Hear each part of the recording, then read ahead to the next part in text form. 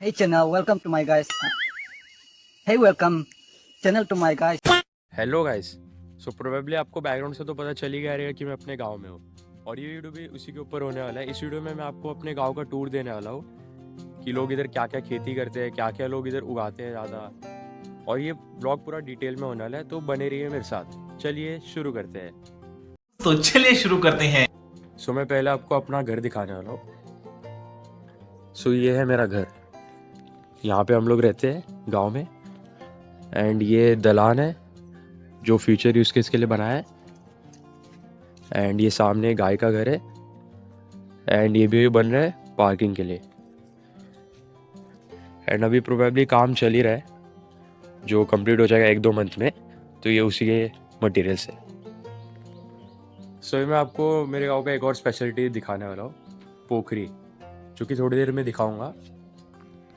ये मेरे दादाजी है, he is retired from Indian army.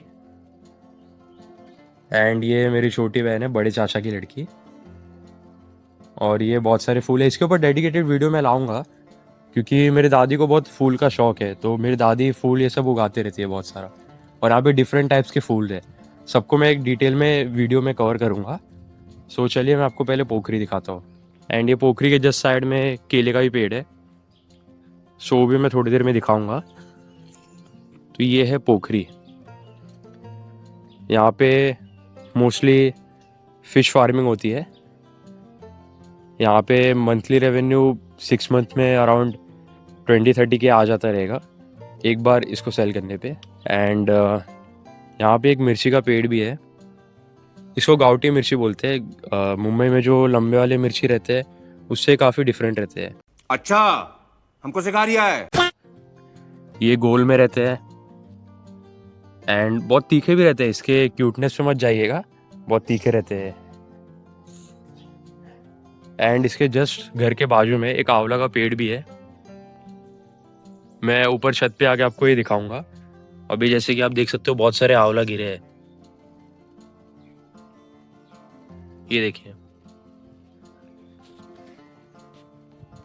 सो ये वही है आंवले का पेड़ है। एंड इसके जस्ट बाजू में मेरे चाचा ने यहाँ पे बहुत सारे आम के पेड़ रखे हैं नर्सरी से खरीद के। तो ये वो सब है, जैसे कि एक दिखाता हूँ। ये है एक चूसा मैंगो। एंड मोस्टली सब वही है। एक है दशहरी मैंगो, जो आपको पता रहेगा, दशहरी आम। एंड देखो चलते चलते एक और फूल दिख गया। ये फूल का कोई अलग टाइप है, मैं इसके बारे में आपको बताऊंगा।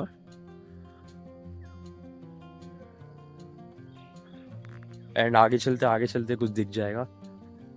सो ये घर के जस्ट साइड का ही व्यू है,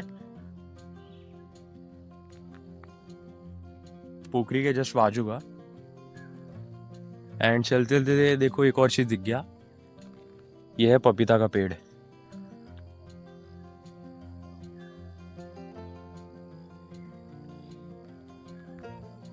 एंड आगे एक और 2-3 केले का पेड़ का एक और एक स्पेशलिटी होता है कि आप उसको एक उगाओगे तो बाकी के सारे उग जाएंगे अपने आप। ये देखिए,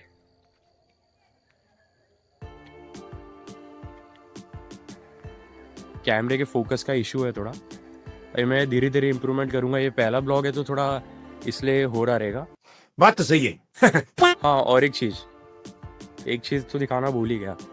यहाँ पे एक धनिया का पौधा है बोल सकते हैं, और बाजू में उसके लहसुन भी है, गार्लिक। सो अभी आपको वो दिखाता हूँ। सो ये धनिया का प्लांट है। बेसिकली इसका पहचान वैसे होता है, अगर आपको वाइट फूल दिखे तो समझ जाने का कि धनिया है। और आपको थोड़ा बहुत धनिया का बीज भी दिखाता हूँ, ये धनिया का दाना है। एंड इसके जस्ट साइड में एक गार्लिक का पौधा भी है। तो ये गार्लिक तो मोस्टली सबको पता रहेगा कि ग्राउंड से निकलता है। सो अभी तो ये बेबी है तो निकाल नहीं सकते हैं, तो इसलिए मैं पत्ता तोड़ के बता रहा हूँ। सो आपको एक टिप देता हूँ, अगर आपको कोई भी चीज़ का पता नहीं है कि ये किसका पेड़ है या क्या है, तो उसका आप पत्ता तोड़िए और उसको स्मेल कीजिए, तो आपको मोस्ट प्रोबेबली पता चल जाएगा 90% ऑफ टाइम कि ये किसका पेड़ है। सो ये मेरे दादाजी ने बताया था मेरे को, तो मैं सोचा आपको बता देता हूँ। सो मैं अपने घर के लेफ्ट साइड में आ चुका हूँ, और यहाँ पे मैं क्यों आया, क्योंकि यहाँ पे बैम्बू का ट्री है। और मैं आपको बैम्बू के ट्री के बारे में कुछ स्पेसिफिकेशन बताना चाहता हूँ कि क्या होता है।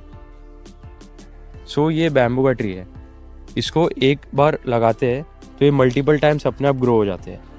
एंड इसको श्रावण के महीने में लगाते हैं क्योंकि तभी मेन बारिश आता है, और ये ऑन एन एवरेज लगभग 100 फीट तक बढ़ सकते हैं और इसका जड़ें 20 फीट तक जा सकती है नीचे। एंड मैं आपको अगर इसके बारे में बताऊँ तो ये एक बैम्बू ऑन एन एवरेज 150 के आसपास सेल होता है। पैसा ही पैसा होगा। एंड इसका और एक खासियत है, अगर मैं यहाँ से इसको काट के सेल कर दूँ तो ये अपना आप वापस से उग जाएगा, और इसका जो उगने का टाइम रहता है वो अप्रोक्स 2 से 3 साल लगता है इसको उगने में।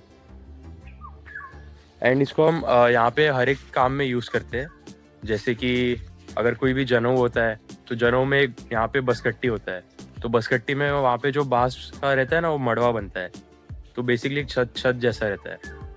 एंड यहाँ पे लोग बहुत सारे लोग घर बनाने के लिए भी यूज़ करते हैं, एंड बॉर्डर फेंसिंग के लिए भी यूज़ करते हैं साइड में।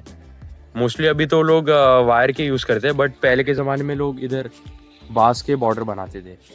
तो ये कल्चर का भी पार्ट है बैम्बू, नॉट ओनली फॉर उगाने के सेको पर्पस, बट उसका भी पार्ट है एक। एंड ये बहुत सारे हैं।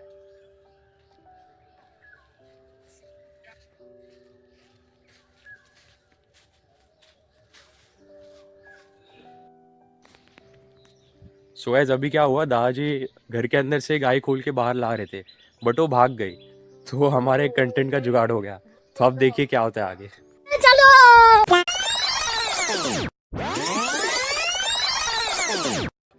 तो देखिए गाइस वो है सामने गाय, और वो उसको लगता है आने का मन नहीं है। सो अभी देखिए गाइस गाय पकड़ में आ चुकी है।